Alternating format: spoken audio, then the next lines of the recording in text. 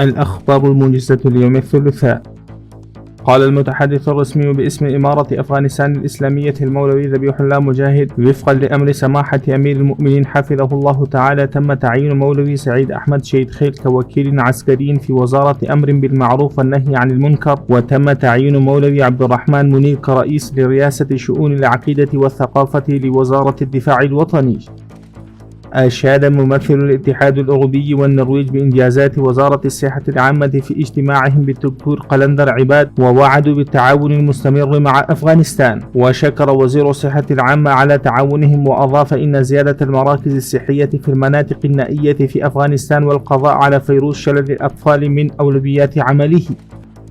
قال وزير الخارجية مولوي أمير خان متقي في لقاء مع رجال الأعمال والمستثمرين في المنطقة: أفغانستان هي أقصر وأفضل وسيلة للتجارة والربط بين وسط وجنوب آسيا.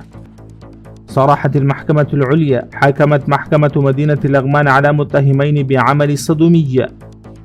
وافقت لجنة المشتريات الوطنية على مشاريع مختلفة بقيمة مليار أفغاني. حسب تصريحات بلدية كابول، تم عقد لقاء توعوية جماهيري حول الترويج للثقافة الحضرية والاقتصاد في استهلاك المياه. قال مسؤول وزارة الزراعة والثروة الحيوانية في مقاطعة لوغر إن محصول الفاكهة الطازجة زاد بنسبة 21% مقارنة بالعام الماضي.